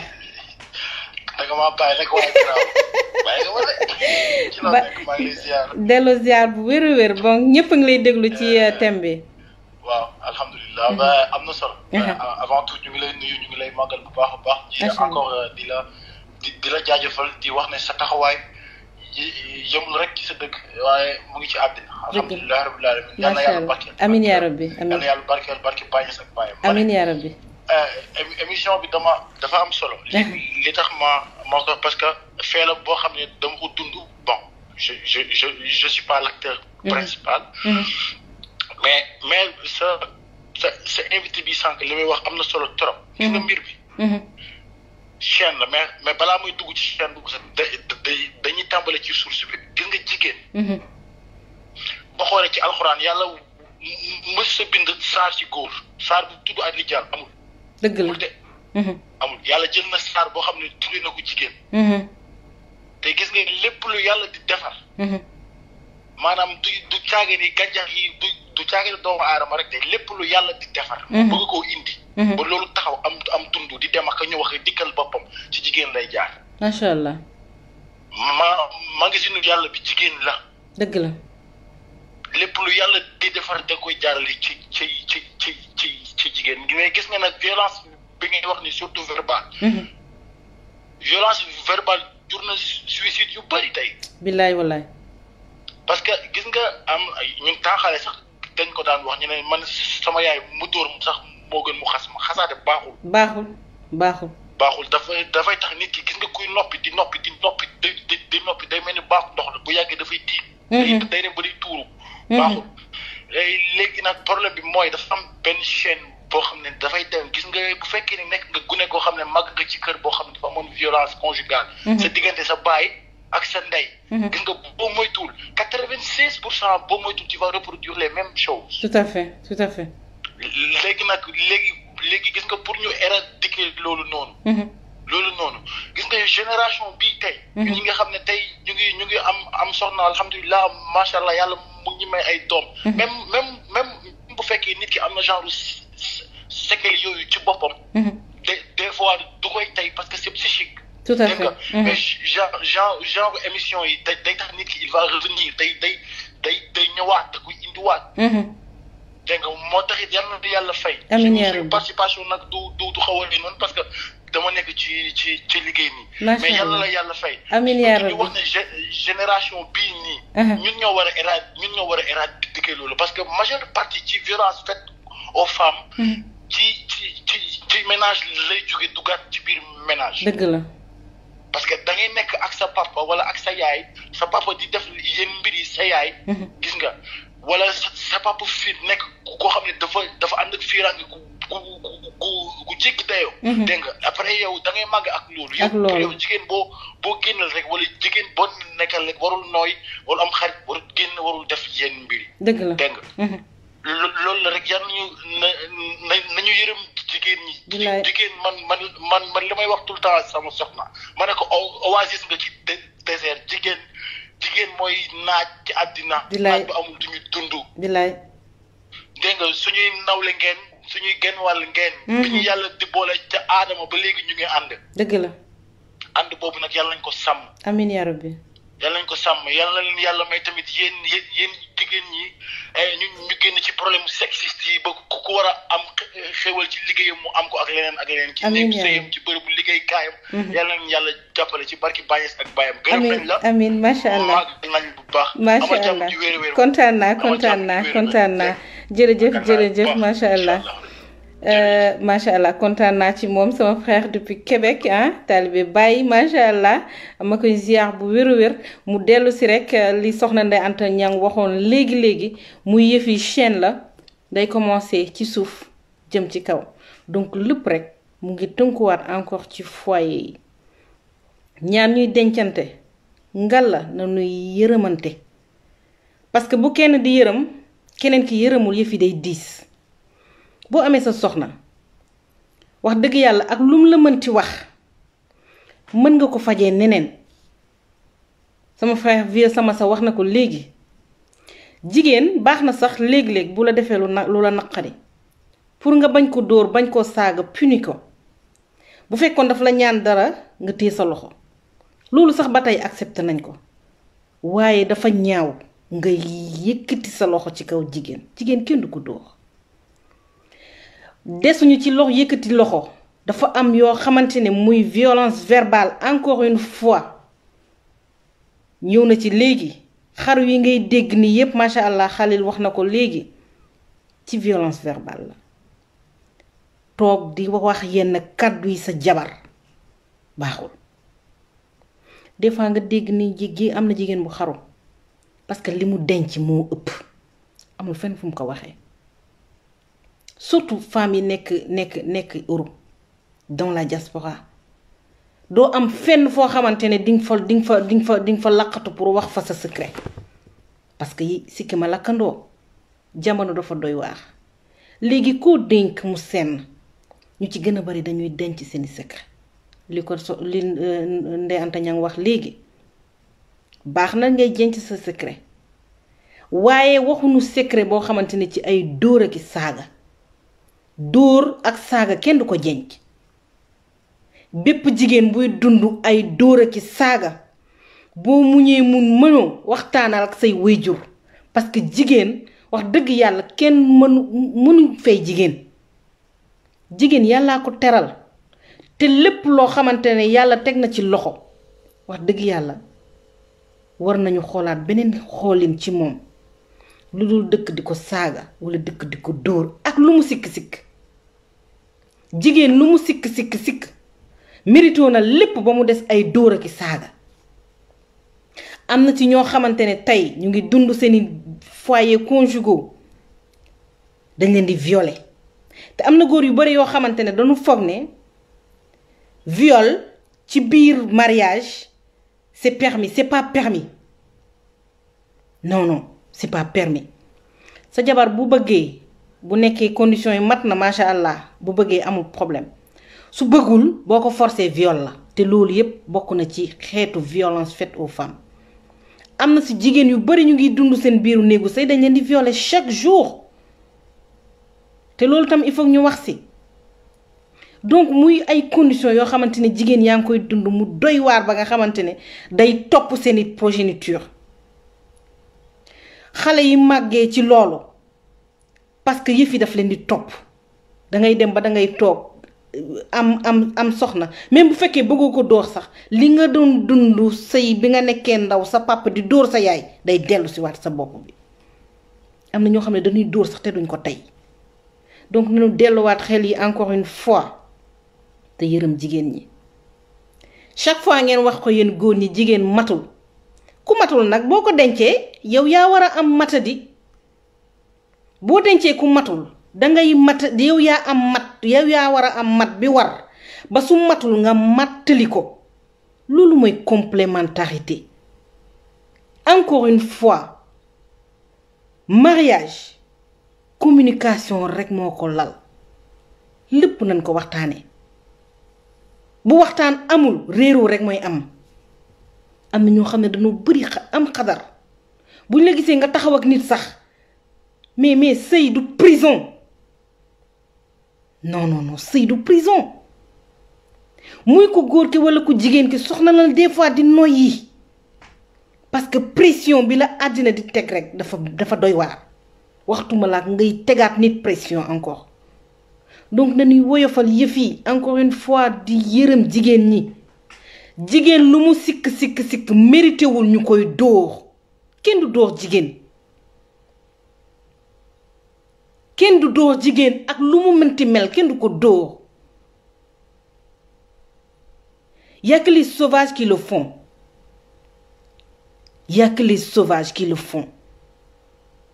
te nag buñ la mayee soxna nga nekk kilifaam macha allah ndax nag lu nu wax góor mooy kilifawu kër loolu moom ñépp kay nangu waaye noo doon kilifa sa jabar du sa mbindaan sa jabar du sa bon sa jabar du loo xamante ne yaa ko moom di ko manipuler comme nu mu la neexee non joxuñ la jigéen parce que yow yaa ko moom kenn moomul jigéen yàlla moom jigéen yàlla moo ñu sàkk donc ñenn ñi nañuy wàññi li ñu peser poids bi ñuy teg ci jigéen nañ ko wàññi tey wàññi naqaral jigéen ñi am na lu bari loo xamante ne mi ngi am ci àdduna bi macha allah warul te lépp rek manque de communication moo koy andi donc nañu delloowaat xel yi encore une fois te ñuy yërëm jigéen ñi wàññi di leen dóor di leen saaga nga tiim sa jabar di ko yekk yoo xamante ne yow buñ la ko waxoon tey nga rey sa bopp rafetul kenn ko def donc encore une fois ñun ñooy moom société bi parce que société bu amul woon nit kenn du wax société waaw donc ñu jël le professeur Pape Bakary Cissokho macha allah bonjour professeur. Bonjour, merci beaucoup Ni. Vraiment désolé, c'est parce que je suis un peu pris ces temps-ci et je n'ai pas pu commencer l'émission avec vous. Mais j'écoutais pendant que je travaillais. J'ai entendu une belle famille,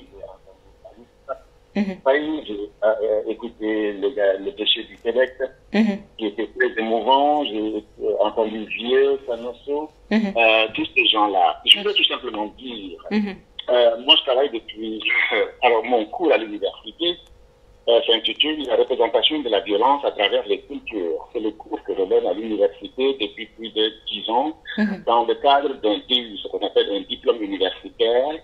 Le vendredi 4 théâtre, je dois donner un cours à des médecins psychologues sur la représentation de la violence à travers les cultures. Et moi, je suis spécialiste des cultures africaines, donc je connais très bien la violence à travers le monde, en Union soviétique, en France, etc. Mais j'essaie, moi, d'enseigner la violence dans nos cultures africaines. Alors, il faudra tout simplement dire, alors, il y a une chose que je voudrais rectifier parce que moi, ça me dérange, quand en Wolof on dit « Igen Motul ». Alors, je suis philosophe, pour moi, ça n'a aucun sens. Tout à fait. Il faudra simplement se reporter à quelqu'un qui s'appelle Dolto. Dolto. Une grande psychologue qui dit un enfant est une personne. Moi, je vais dire une femme est une personne. Un homme est une personne. Tout à fait. L'idée que Motul, ça veut dire quoi? Ça ne veut rien dire. Une personne une femme est intelligente, une femme porte le pantalon, une femme réfléchit, l'homme réfléchit, etc. Récemment, il y a eu une grande émission en Union soviétique où effectivement, le jeu c'était quoi? C'est-à-dire que quand le couple se marie, dañuy jël mburu alors ku nekk xëcc. Voilà. Alors ku gën a am mburum soo xam nga soo xëccee day dagg. Celui qui a la plus grande partie, c'est lui qui va dominer la maison. Et souvent, lan la jigéen Union soviétique di def, dañuy bàyyi ñu jël yëpp. Ça veut dire quoi? Ça veut dire que góor gi mooy diriger kër gi, góor gi mooy patron bi, góor gi mooy yàlla. En Union soviétique, c'est ça. Quand j'ai vu le reportage, j'ai dit, mais comment ça? C'est pas possible, ça, en Union soviétique. Ça ressemble un peu à nos cultures, pourtant, sur un demi-mois. Parce que dans les cultures africaines, c'est le mari, l'homme qui fait tout. Et, Oumi, je te l'ai dit, dans la famille traditionnelle française, il y avait ce qu'on appelle le machisme, hein, c'est les hommes qui dirigeaient. Hein. Dans la Grèce antique aussi, c'est l'évolution de la société qui a fait effectivement la femme, avec l'émancipation et l'union. Bon, on ne va pas entrer dans tout ça. On va pas entrer dans tout ça, mais je voulais seulement le préciser. C'est-à-dire que pour que ce Sénégalais on fait la distinction entre le savoir, université, par exemple, l'université de Minangou, mais Digène, ça fait moto. Voilà. Léegi dans la tradition, etc. su ma nekkee à nit ñi ñuy wax duma wax dara. Même su ma d'accord. Voilà. Mais man sama dire sama jabar, on est sur le même pied d'égalité. Tout à fait. Chacun a un rôle, comme tu l'as bien dit, chacun joue une partition dans le couple. D'accord? Je voudrais simplement préciser, la nuit d'un pouce, préciser une chose, lan mooy lan mooy la violence est une pression exercée sur une personne sous la base de la contrainte. Oumi, tu as donné un petit exemple de psychologie tout à l'heure. Moi, par exemple, le Gaudi, il a dit à quelqu'un, tu es à sa disposition 24 heures sur 24. Non, quand même. C'est pas possible. Tout à fait. Il faut que nous nous d'accord. Mais c'est normal, nous sommes. Elle peut ne pas avoir envie. Il y a Mme Ndeye Anta qui disait, ce que nous les le matin, dara de la mer. Mais ce qu'elle dit est très fort. C'est très fort. Et très fort. Je continue mon propos. Donc, la violence, c'est ça, cette pression-là extérieure qu'on fait sur quelqu'un pour avoir quelque chose. Alors, l'homme de bonne foi supporte la contradiction, mais la violence est l'argument du mensonge. Ça, c'est Voltaire. Bon, je ne veux pas aller très loin, etc. Alors, il faut distinguer qu'il y a la violence physique. Ce que tu as dit, je préfère le dorme plutôt que le chasme. Ouais. Parce que, vous savez, la violence psychologique, elle reste dans la tête. Et oui. Vous l'aviez très très bien dit. Tout le monde l'a bien compris. Il y a ces deux violences-là. Mais je voudrais ajouter au milieu que la violence n'est pas seulement dans la maison. Attention, hein. On parle des violences aussi dans les transports en commun. On parle des violences au bureau. On parle des violences faites aux femmes sur l'Internet. Oui. Donc, la et dans les écoles. Et partout. La violence faite aux femmes, c'est la violence dans sa globalité. Globalité, tout à fait. Il ne faut pas seulement qu'on réduise ça à la maison. À la maison, il faut le commencer. Mais c'est la violence dans sa totalité. Beaucoup monde, il faut que nous ramènes. Il faut que nous ramènes. L'autre chose que je voudrais tout simplement dire, moi, tu sais, moi, moi, man may formé assistant sociaux yu bëri en France. benn bés mu ñëw ne ma monsieur Sissoko, man j'ai un problème avec un couple. jëkkër ji day dóor jabar bi. ma ne ko mu ne ma wéy ay Guinéen la. ma ne ko expliquez-moi mu ne ma xale bi il a 23 ans. jëkkër ji il a 70 ans.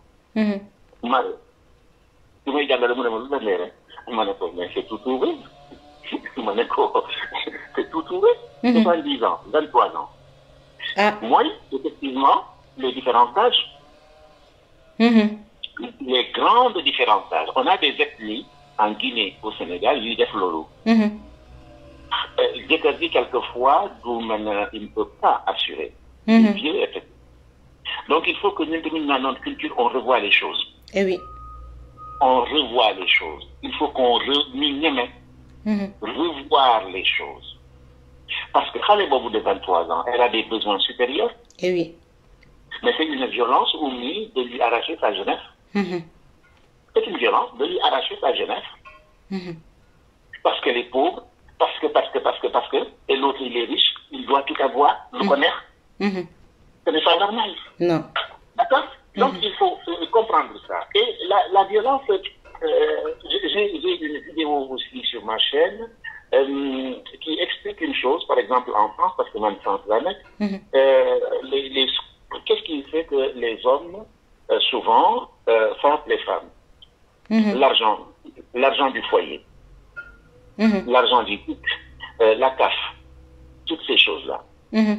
Gorgi, comme dans la tradition de l'île Gorgi, femme bi motul, Gorgi mo am dole. Alors en France, on sait très bien que ben salaire pour tout à fait. Donc famille des sol pantalon, ben liggéey. Il y a beaucoup d'hommes dañuy bañ jigéen ñi dem liggéey. Ça crée des conflits. Jigéen ñi day dem di bëgg a jàng xam nga France soo nekkee France nga nekk Europe il faut nga nekk au courant de ce qui se passe. Tout à fait. Pour nga nekk au courant de ce qui se passe il faut nga génn. Nos hommes sont quelquefois jaloux parce que ñoom seen jàng dañu ñëw rek commencé liggéey. Il y a la jalousie dedans. Tout à fait. Femme bi di am une certaine autonomie financière. Yow sa pouvoir nga foog ni sa pouvoir mu ngi daanu parce que ñoom seen pouvoir c'est l'argent. Ils pensent que s'ils ont l'argent, ils ont le pouvoir. Mais c'est faux. Le mariage n'est pas un amulon. Ils sont mariés ou mariés parce qu'il y a de l'argent, parce que, etc. Il me semble. D'accord? Si vous faites d'abord à mes salaires, mais c'est très bien. C'est très bien. L'autre problème qu'il y a, c'est-à-dire que les gens français, ils ont khalis et de participer. L'islam n'est pas seulement de cœur, moi, il y aurait que Dieu. Ouais, mais quand on a avec de grands musulmans, il y a même chiites. C'est la tradition. Oui. L'actualité. Ban salaire, quand moment le monde a évolué. Voilà, le monde a évolué. L'islam de Bine a des choses, mais nous avons l'intelligence de comprendre l'islam de voir. Mais la femme du prophète a aidé le prophète. La femme du prophète, c'est elle qui a financé son mari pour faire du commerce. Je crois que c'est ça. Voilà qu'il a financé. Sans différent, ça veut dire que le couple dimbalante. Donc, violence sur le femme. Violence, moi, des gens faibles. Violence, moi, des gens faibles. Il y a un grand philosophe qui s'appelle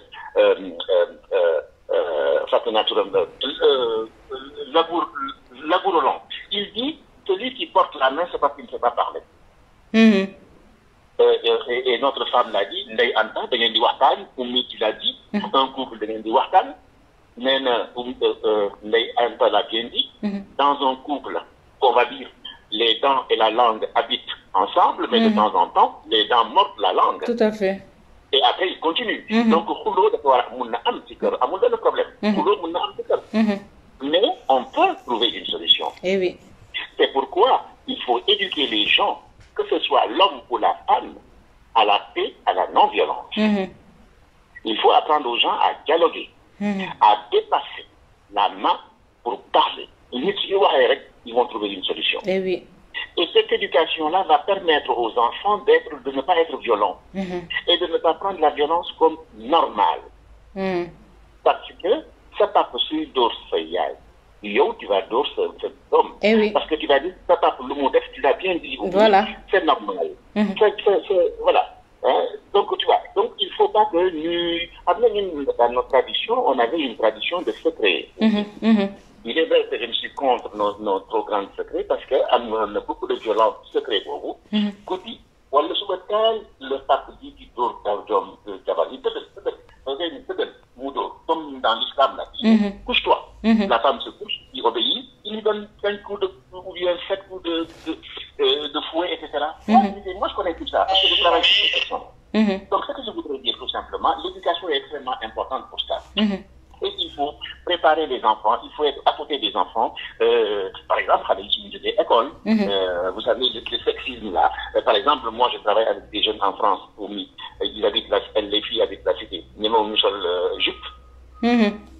Nous sommes les jupes, il a une piste, il a une kioyo. Il y a une très jolie fille de venir sur mon bureau. Pourquoi tu t'as vu comme ça tout le temps? Je ne peux pas m'habiller autrement, les gars. Elles sont harcelées. Très bien, voilà, c'est ça. Elles vont harceler. Mais quoi? Non.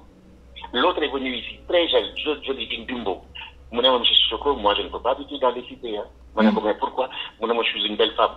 Oui, d'accord. Et alors? Regardez comme je suis habillée. Moi c'est des jupes et je ne suis pas une prostituée, mais j'aime ça. Et dans les cités, on va m'attaquer. C'est de la violence. C'est de la violence. Donc, il faudrait qu'on éduque les gens au respect de la différence, au respect du sexe, et qu'il n'y a pas d'opposition entre l'homme ou la femme. Il y a tout simplement une complémentarité ou bien des faire ensemble. Tout à fait. Donc, je continue et je laisserai les gens parler. Comment dire encore, il faut éduquer les gens à la non-violence. Il faut maintenant aussi, je voudrais tout simplement donner des signes d'alerte. En France, il y a beaucoup de structures qui aident les femmes. Oui. Alors aujourd'hui même, tu sais, Oumi, c'est la nouveauté en France, parce qu'il y a ce qu'on appelle l'emprise. Emprise moyenne, moi, Gorgi def lay dominer. Dans les notes. Dans les notes, voilà. Donc, yow, tu l'as bien dit, en France, par exemple, les gens sont seuls. Comme ça, ils ont une emprise sur moi, etc. D'accord? Et puis, tout va bien, non, tu vas deful sa jabar bu rew tubaab day jàngale da lay jox xam-xam nga xam sa droit mais sa droit ça ne veut pas dire que da ngay ñëw nga dóor coup de pied sa jëkkër droit newu la nga dóor coup de pied sa jabar droit mooy nga yeewu lan moo xew ci àddina bi xam àddina nga xam àddina parce que soo xamul àddina fii da ngay réer bilaay donc qu'est-ce qu'ils ont fait dans le supermarché ils ont mis des gendarmes en civil pour dire aux gens, parler aux gens, etc. Il y a des gens qui ont femmes qui sont dans supermarché. Il faut qu'il y ait liberté. Ouais. Parce que à mon job, alors, les gens, tout va bien, il y a un système. Gendarmerie di nekk foofu. Et puis, femmes qui sont ñëwee di jënd mu dévier. Gendarme bi ñëw mu wax ko yépp. noonu la ñu def ba sauver ñu bëri. c'est-à-dire que suñu génnee ci kër gi rek comme xam nga supermarché moo ñu jëkkër du xalaat ne mu ngi def des courses. foofu lañ koy rencontrer nag pour mu wax parce que c'est loolu mooy emprise dañ lay tonc nga xam tu as compris ce que je voulais dire. dañ lay nekk. comme ça tu ne parles pas. et si tu ne parles pas il y a des gens ça fait 13 ans ñu leen di sonal. 13 ans ñu leen di saaga. ñu leen di saaga. di leen di saaga di leen di déprécier. Dévaloriser. Comme tu l'as bien dit, les violences psychologiques, ils les dévalorisent. Ils la cassent. Etc. Donc, Madame Ndeye Anta l'a dit, éviter les conflits devant les enfants. Devant les enfants, surtout. Sinon, les enfants vont répercuter cette violence. De grâce. Même si vous êtes man li may jàngale mooy soo meree rek nga jël sa course. Boo jëlee sa course tu fais ton chapelet tu baisses l'énervement. Et si tu baisses l'énervement di nga ne jaru ko tu vas changer d'attitude. Voilà, ce sont des techniques, etc. Je voulais tout simplement vous dresser, il y a beaucoup de, donc en France, il y a beaucoup de structures pour accompagner les femmes, etc. Mais je voudrais donner, pour que nous comprenions, quand il y a une violence, comment se passe dans votre couple? Par exemple, là, on revient sur le couple. Par exemple, il me dit, et que lui, il pas capable de faire un spectre. Tu n'es bonne à rien. Tu es nul. Tu ne ressembles à rien. Je vais te tuer. Il me fait subir. Il veut toujours savoir où et avec qui je suis. Il ne supporte pas que je voie mes amis, ma famille. Il garde mes papiers, m'a retiré ma carte de séjour, mon passeport. Je travaille, mais c'est lui qui détient mon carnet de chèques et ma carte bancaire. Quand j'entends la porte de la maison s'ouvrir, je me demande ce qui va se passer ce soir. J'ai peur. Il vous agresse, puis vous promet de ne plus recommencer et changer. Il vous force à avoir des relations sexuelles alors que vous ne voulez pas. Si vous vous reconnaissez dans certaines de ces situations, vous êtes victime de violence. Vous n'en êtes pas responsable, la loi vous protège. Il faut chercher de l'aide, sortir de l'isolement et vous protéger. Vous et le cas échéant de vos enfants. Vous n'êtes pas seul. Des professionnels sont là pour vous informer, vous écouter, sans vous juger et vous aider à reprendre votre vie en main. Ça, c'est extrêmement important. Ce sont des clés pour comprendre. Parce que on doit vivre dans la violence ou il y a la violence. Si.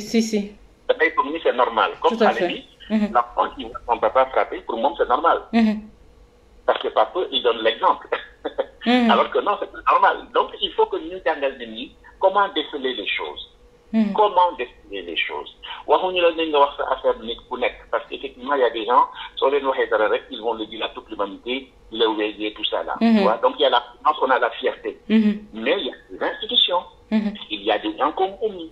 Il y a des gens comme moi. Il y a des professionnels, etc., etc. Donc, Dieu me fait expliquer le reste, et tu ne le doré ben yon rek. Waruñu la laal même ben yon. Pas du tout. Ben yon sax amul. Ben yon sax waru. Tu la laalé ben yon rek après mu ne bal ma da lay doorata. Day ñëwaat. Mais man do sax daf damay rus. Donc moi j'ai honte. Tu sais, moi j'ai fait beaucoup de karaté. Alors gars ils finissent dans l'auto, ils saga là. Sama doom it na ça va, il t'a insulté. Tu veux que je descende, je vais me battre. Je vais lui faire mal. Ou il va me faire mal. Disons qu'il va me faire mal, il va me tuer. Il va s'occuper de vous. Donc je me rapprends effectivement, je dis, mais il m'insulte. C'est lui qui n'est pas intelligent. Mon fils me dit, papa, tu as raison, c'est pas la peine de se battre. Non, c'est pas la peine. Mais je n'ai pas peur. Mais je ne vais pas chercher la bagarre. S'il descend, on va s'expliquer, mais jamais je ne vais lui donner un coup. Sauf s'il porte un coup sur moi. Je vais me défendre. Se défendre, ce n'est pas porter un coup. Donc c'est comme ça, il faut de la pédagogie pour apprendre aux enfants, effectivement, comment ne pas répondre. Pour moi, je ne voudrais pas finir sans dire aussi que il y a une chose, c'est que là. Tu l'as dit, oui, mais même si en France, je me bats beaucoup là-dessus. Parce que dans ma le Canada a développé les violences faites aux femmes, etc. Les Canadiens sont très en avance sur ça. Au Canada, les gens sont très en avance. D'ailleurs, j'ai vu des cas, il y a eu femmes des sa main, moi en trace. Le lendemain, mu dem police, mais sama jëkkër moo ma def nii. Am naa benn xarit bu bëri xam-xam sonal nañu ko pendant un an. balaa ñu défendre ñu démontrer ni femme bi dafa fait. Balaa ñu démontrer ni femme bi dafa fait. Il y a des mythos aussi, hein. Il y a des mythos. Mais comme on donne du pouvoir aux femmes avec ces violences faites aux femmes, il ne faut pas que ce soit une occasion aussi pour en profiter, non. Nous profitons du cause, etc. Parce que ce que vous voulez, si c'est vrai qu'il tape, il faut le dénoncer. Il faut le dénoncer. Mais vous ne pouvez pas pour n'être seul. Demande le divorce. Demande le divorce. Wow. Avant, on ne divorçait pas, mais maintenant, on peut divorcer facilement. C'est pas un problème. Tu expliques aux enfants que papa et maman ne s'entendent pas, au lieu de se battre, on préfère divorcer, mais on pousserait toujours nos enfants, on va s'occuper de vous. Il n'y a pas de problème, mon doit le comprendre. Donc, je voulais tout simplement dire ça. Et il y a et ça c'est triste, un grand reportage qui a été fait sur le Sénégal, c'est sur ça que je vais terminer, une grande enquête qui a été faite sur le Sénégal. Et tu sais, il y a 65% des femmes au Sénégal qui ont attesté que les hommes les ont violentés. De mon quand je l'ai vu. 65%. Tout à fait. Ce sont des statistiques. C'est beaucoup, hein. c'est beaucoup. Ce sont des statistiques, Oumi, de Marouche. Oumi, de Marouche. De Marouche. Maného, là, c'est mon pays, là. C'est mon pays, c'est modeste. Nous, mon pays, nous, voilà. Donc, le document est là. 65%, c'est beaucoup, hein. C'est beaucoup. Je pense que je vais le mettre sur la page, comme ça les gens. D'accord, ils vont voir. Ils vont voir, etc. Alors, il y a aussi ces mamans-là, nous toroxal sen doom yi dañu dof am na maman yi nga xam ne dañu dof seen xel motul. Alors, c'est des phénomènes de transfert. Dañuy note seen doom yi tout ça là. Donc ça aussi, ça existe. Il y a un livre qui s'appelle, comment dire encore, Ma mère, mon bourreau. Ma mère, mon bourreau. Aussi en France, il y a un bon livre qui s'appelle, je vais mettre tout ça là sur mon site. D'accord. Les gens vont voir et je vais dire, ma campagne, mon bourreau. Un informaticien de pendant 18 mois. Wow. Il faut punir. Il faut punir. Mais du coup, on a démontré que d'abord de fond. Voilà, on a démontré ça. On a réussi à démontrer que Digéndi a moulin seconde. Parce que les moments d'ex, c'était trop. Digéndi cigarette, Dico Fay, Voilà. Ici, en France, ça a été un grand tribunal. Je vais te mettre tout ça comme ça. Ceux qui nous suivent, nous manquons disent parce que c'est important que les gens soient informés. Tout à fait. Donc, il faut savoir tout simplement qu'il ne faut pas rester seul dans son coin. Si vous avez des mouches, parce que beaucoup de gens peuvent vous aider. Beaucoup de gens peuvent vous aider. Et puis, ce website n'est pas le petit coco. Les dos, c'est n'est pas le petit bon. Parce que le pays de Benéon n'est pas l'autre tam. N'est pas l'autre tam. Moi, j'ai fait Taïti. Je vais terminer là-dessus. Taïti, papa. À Taïti, ce qu'il faisait à Taïti, à l'époque, c'était une mandi. Góor Genji, après nous faire. Góor gi ak ñu faire. Après, fan la ñuy terminer ci lal bi. Vous connaissez les Tahitiennes, c'est des belles femmes, hein, très belles femmes. Si. Tahiti, oh, Tahiti. Tahiti, oui. Tahiti. Alors, j'ai travaillé j'y allé 3 fois là-bas, et j'ai travaillé sur ça. Alors, minimum, non, nous, c'est comme ça. Et après, ils ont travaillé, il y avait des sociologues, des psychologues, etc., qui les ont accompagnés pour que cette violence-là disparaisse. Maintenant, non, comme la violence était normale. Si nous n'en rek, ni dorante. Comme les sadomasochistes, comme les voilà, il faut se dire à quoi. Si. Tu connais ces trucs-là, voilà, ils sont des biens, etc. Mais beaucoup, bon, mon doigt, parce que tu pourras les mettre, soit dañ lay sujet. Man ñu door wa pour ma def dara. Bëgg na sama yaram nekk tranquille. Ah waaw, ay door mom. Baax. Mais door mom vraiment voilà. Donc je voulais tout simplement dire qu'on fait très attention sur les violences. D'accord. On travaille sur la non-violence. Tout à fait. Voilà, et puis Machallah. Les gens qui nous écoutent. Voilà. Bonne fête aux femmes, bonne fête aux hommes aussi. Vive la paix, vive le respect des uns et des autres et continuez toujours à suivre Oumi, à vous abonner à sa chaîne YouTube, à l'accompagner dans son travail. Vous voyez, il y a de belles personnes qui fréquentent cette émission-là. Et moi, je suis très content à chaque fois que je le peux de vous accompagner en vous apportant quelques éclairages tout simplement. Merci beaucoup. Merci, au revoir.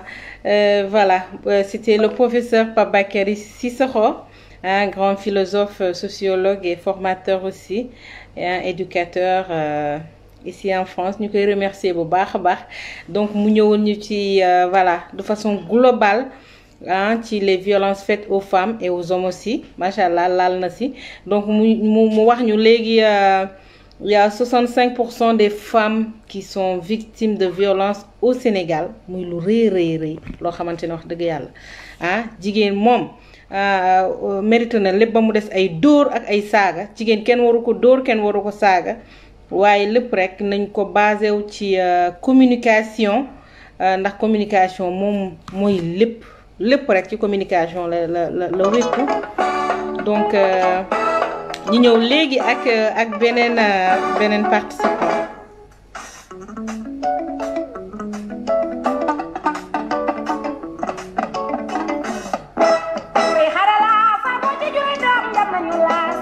metti waaye buñ ko mënee nan góorgóorlu say ngir njaboot gee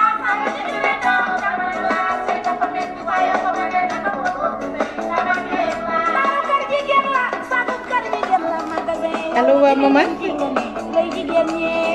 ça va bien xaaral ma jël la en direct balaa may jël sa temps donc ñu jël l'honorable député Mame Diarra Fam macha allah nga xamante ne référence la ci ñun muy def liggéey bu am solo ci àddina bi rawatina fële ca Sénégal ah teewal nag jigéen ci assemblée nationale maman nuyu nañ la bu baax a baax. maa ngi leen di fay. macha allah tey ñu ñëw nag ci thème les violences faites aux femmes yow ngay en tant que jigéen mais en tant que député ah ñu soxla woon rek sa avis ci thématique bi. waaw xam naa Oumou maa ngi lay nuyu. en général tey yaa ngi ma fekk ma nekk ci leneen. parce que comme on voit suma anniversaire la ma marqué ko beneen façon. di laay jàppale jigéen yi pour xale yu ndaw yi pour ñu jéem a dem jàngi. école. ñuy doog a dugg donc maa ngi woon ci leneen xaw ma woon sax ndax émission nga may woowee. dëgg la pour man dama jàppoon ne da nga ma doon woo di la tout à fait. justement. macha allah xam nga en général nag. ñu noonu lay demee mais quand même. xam naa ne du lu amul solo la loo xamante ne war nañ ko combattre rek. dëgg la mu gën a wàññeeku. gën a dellu ginnaaw. parce que tamit jigéen mérito wul. ñu koy def yenn yi. dañu gën a suturaal jigéen ñi. gën leen a sagal waaye ñoom it ñu gën a dal. gën a am yar gën a am sutura ci góor ñi. mais quand même ñoom ñooy couche vulnérable. dëgg la moom ñëpp xam nañ ko. dëgg la donc jigéen moom loo ko mel. bu la tooñee boo ko tooñee jàppal sa loxo ñaari balaa jigéen bu la tooñee boo ko tooñee yëpp dañ naan moom la ñu tooñ.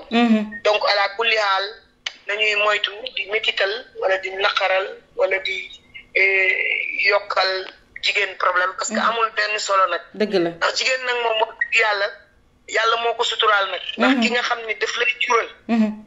di ko yaral. ba nga di ko denc. di ko dëkkoo.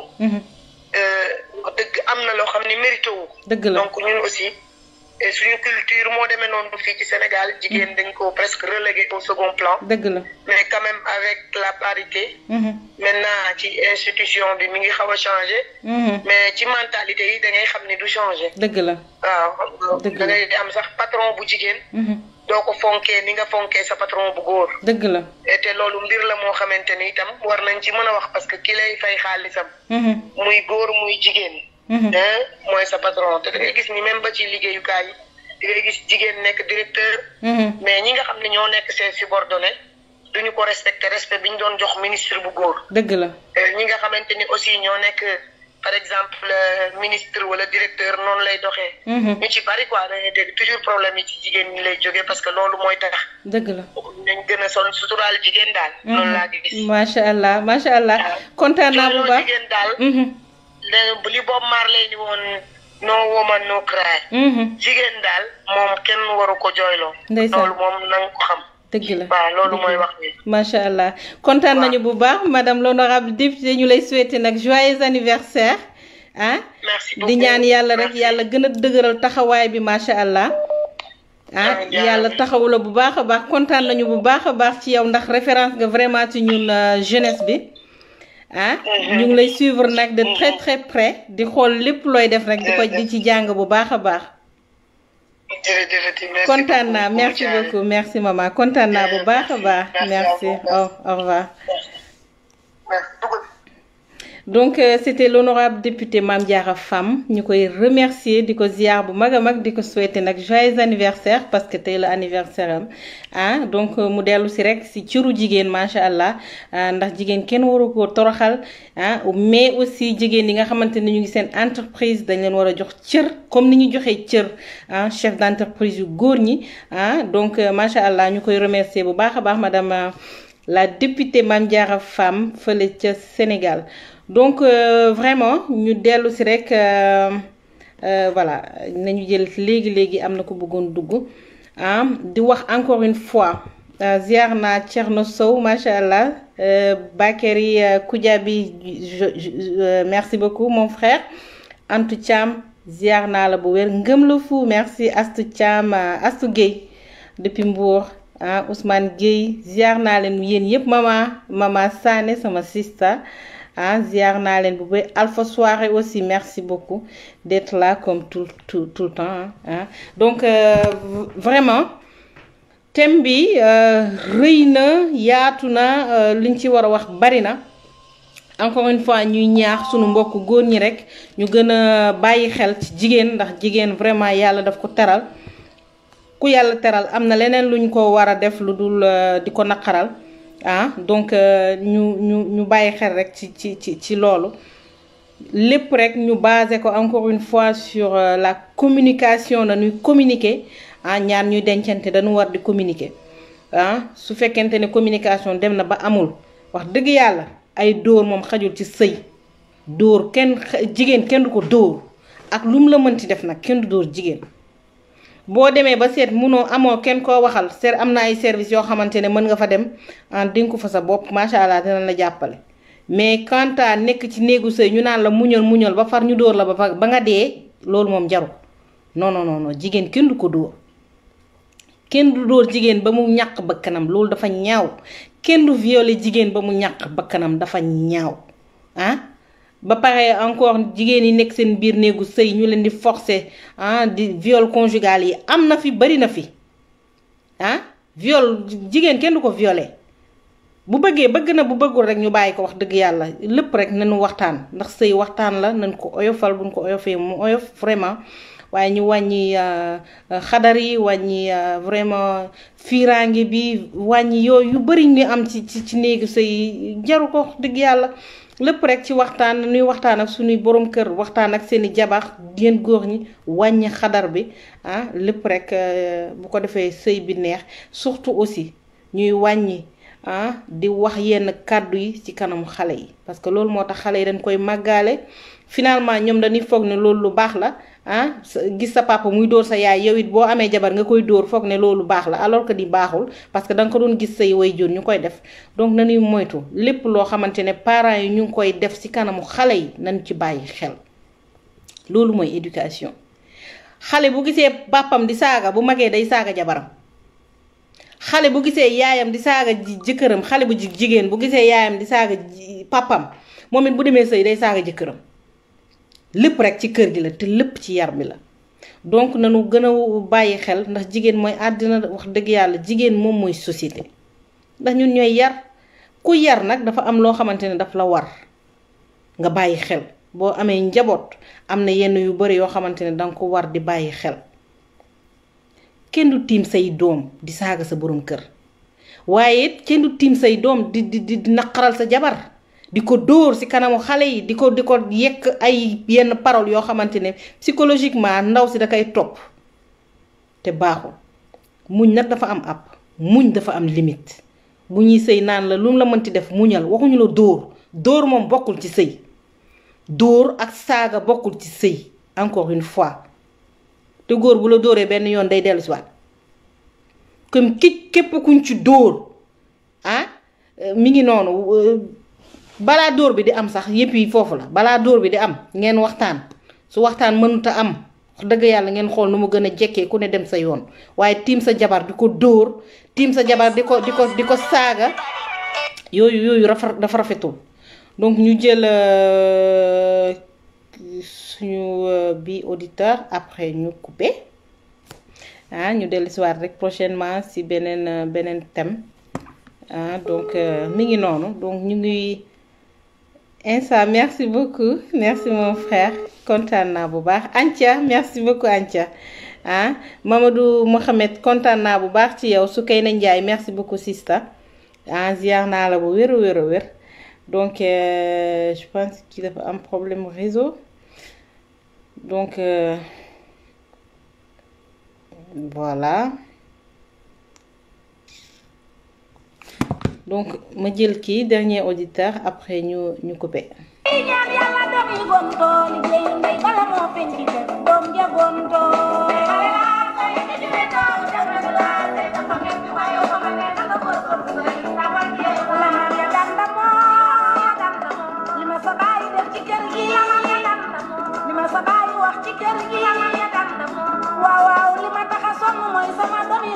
amul barke jëkkër ga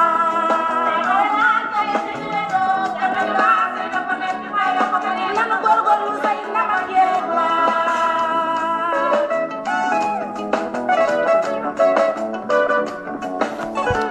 bon kii réseau bi demul donc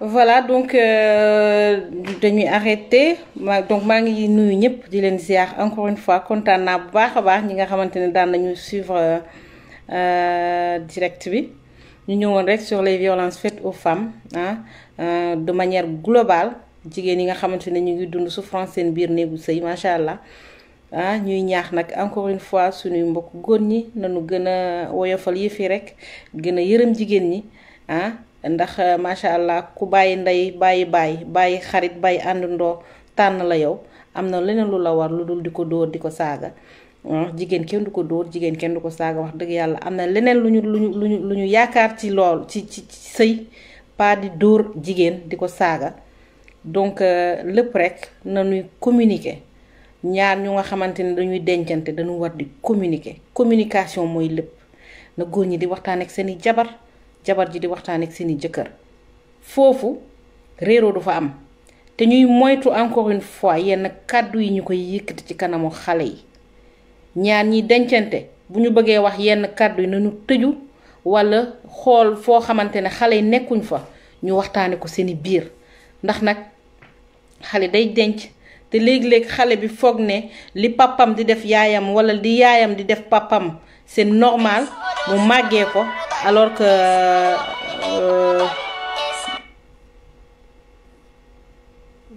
alors que mi ngi noonu donc c'est pas normal am na yenn violence yoo xamante ne baaxul jigéen kenn du ko tiim di ko saaga jigéen kenn du ko tiim di ko naqaral jigéen kenn du ko violer jigéen kenn du ko harceler te lépp rek mu ngi ci société bi lu nga xamante ne rek gars yaa ngi foog ne c'est naturel alors que c'est pas normal kenn du harceler jabaram kenn du saaga jabaram kenn du dóor jabaram jigéen kenn du ko dóor yéen góor ñi de leen oyofal yi fi te bàyyi di dóor seeni jabar dëgg yàlla donc vraiment merci Binta communication rek nañuy communiquer di waxtaan wax dëgg yàlla ci la lépp xëj bu ngeen waxtaanee du ngeen réeroo donc bu ñaar ñii di sëy rek waxtaan du nu réeroo du nu mës a réeroo donc vraiment ñu ngi koy ñaax ñëpp allo sëñ bi da nga bëgg a participer bon donc ñu ngi remercier ñëpp ñu nga xamante ne daan nañu suivre nañu direct bi may remercier soxna Ndeye Anta Niang la présidente de l'association des artisans sénégalais de la diaspora di remercier vraiment sama frère et Ilimane Samassa le président le PDG de l'école football les projets Paris FC di remercier sama frère depuis Québec dafay leb tour bi ziar naa ko bu baax di ziar le professeur l'éminent philosophe le sociologue Pape Bakary Sissoko di ziar vraiment sama frère Khalil Faye l'acteur le musicien sénégalais vivant en Italie moom it mu ñëwoon ñu vraiment ci thème bi wax ci wax yu ama solo ziar naa leen ñin ñëpp may nuyuwaale encore une fois sama maman chérie l'honorable député Mame Diarra Fam moom nga xam ne moom it participé na